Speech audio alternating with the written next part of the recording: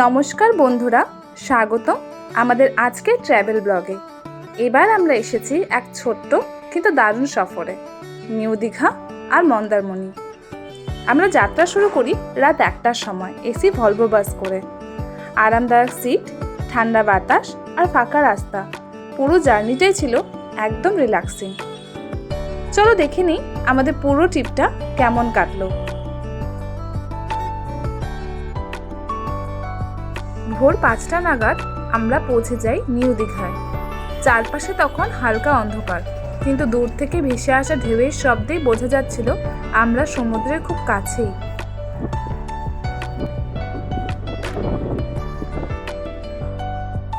New Digha সমুদ্রের ধারে আমরা বেশ কিছুক্ষণ সময় কাটাই।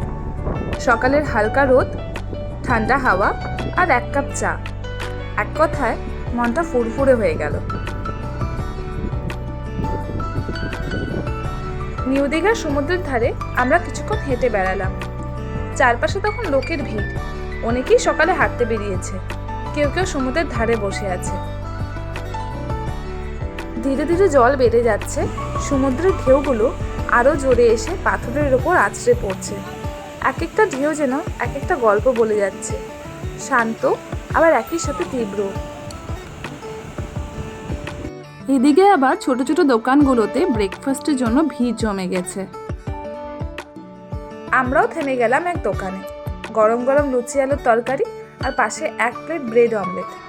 দোকানের পাশে ছোট্ট কিছু বেঞ্চ, সেখানে বসে খেতে খেতে গল্প। এমন ব্রেকফাস্টের স্বাদ শহরে কোথাও পাওয়া যায় না। ব্রেকফাস্টের পর আমরা ধীরে ধীরে হাঁটতে থাকি বাস স্ট্যান্ডের দিকে। পথে দেখা মিলল আবার সেই ছোট ছোট দোকানগুলো। ডাবের দোকানে এখন কাটা ডাব সারি সারি করে রাখা। কেউ দাঁড়িয়ে ঠান্ডা ডাব খাচ্ছে, আবার পাশেই ঝিনুক, শাক, হাতে বানানো সামুদ্রিক শোপিস বিক্রি হচ্ছে। রাস্তায় ভিড় একটু একটু করে বাড়ছে। নতুন টুরিস্টরা আসছেন, কেউ হোটেলের খোঁজে, কেউ বা রিক্সা ধরে সোজা সমুদ্রের দিকে। আমরা একবার পেছন ফিরে দেখি, সমুদ্র এখনও গর্জন করছে, আর মনে হচ্ছিল আবার ফিরতে হবেই। এরপর আমরা রওনা দিলাম মন্দারমণির দিকে। নিউ দীঘা থেকে মন্দারমণি প্রায় 1 ঘন্টার রাস্তা। রাস্তার দুই পাশে সবুজ আর খোলা প্রাকৃতিক দৃশ্য, একদম শান্ত আর সুন্দর। যদি তোমরা বাসে করে মন্দারমণি যাও তাহলে নামতে হবে চাউলখোলা। ওখানে নামার পরেই রাস্তার পাশে অনেকগুলি অটো পেয়ে যাবে, সেগুলি সরাসরি তোমাকে মন্দারমণি হোটেল অবধি পৌঁছে দেবে। চাউলখোলা থেকে মন্দারমণি পৌঁছাতে অটোতে সময় লাগবে প্রায় 25 থেকে 30 মিনিট।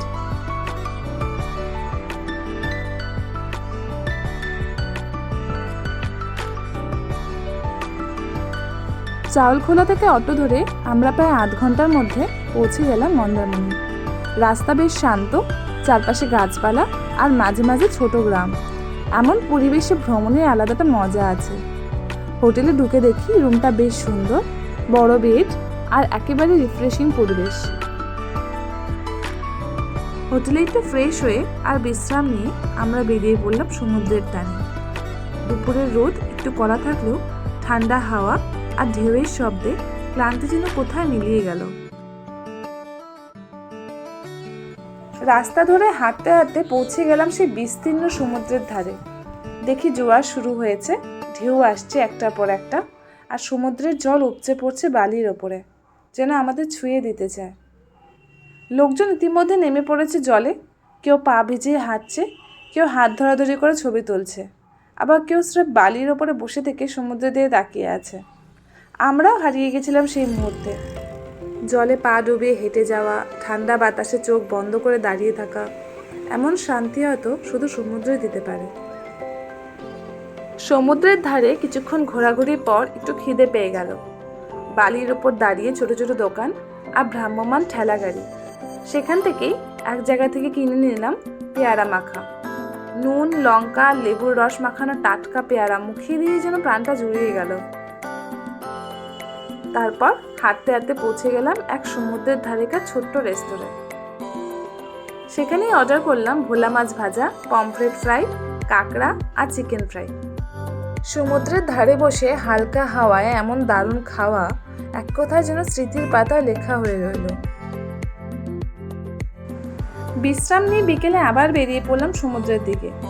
রাস্তায় হাঁটতে হাঁটতে চোখে পড়লো সারি সারি ছোট ছোট দোকান, ডাবের ঠেলাগাড়ি, ঝিনুকের মালা, চুড়ি, খেলনার দোকান, শাঁখের আওয়াজ, দোকানদের ডাক, সব মিলিয়ে এক চেনা অথচ নতুন অভিজ্ঞতা।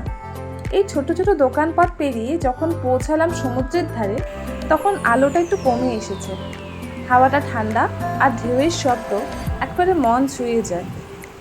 সন্ধ্যার পরে সমুদ্রের ধারে বসে খাওয়া দাওয়া করলাম। ঢেউয়ের শব্দ, হালকা বাতাস আর গরম গরম খাবার, মুহূর্তটা ক্যামেরা না থাকলেও মনে থেকে যাবে। সফরের শেষ সকালটা শুরু করলাম এক মজাদার ব্রেকফাস্ট দিয়ে, গরম গরম লুচি আর ঘুগনি, সঙ্গে 1 কাপ চা।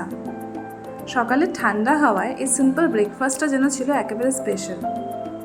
তারপর হেঁটে চলে গেলাম আবার সমুদ্রের ধারে। শান্ত ঢেউ, পাকা সৈকত আর নরম রোদ। জলে নেমে আমরা অনেকক্ষণ স্নান করলাম, হেসে খেলে কাটালাম সুন্দর কিছু মুহূর্ত।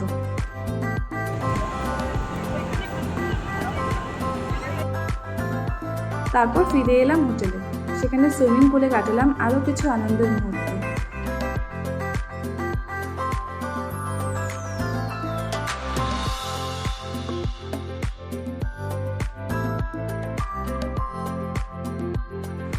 সব শেষে ব্যাগ গুছিয়ে নিলাম। মনে একটু খারাপ লাগা ছিল, তবু ভরেছিল অনেক অনেক মিষ্টির স্মৃতিতে। এই ছিল আমাদের ছোট্ট দীঘা মন্দারমণি ভ্রমণের গল্প। ভালো লাগলে অবশ্যই এটা লাইক দিও আর কমেন্ট করে জানিও তোমাদের প্রিয় মুহূর্ত কোনটা ছিল।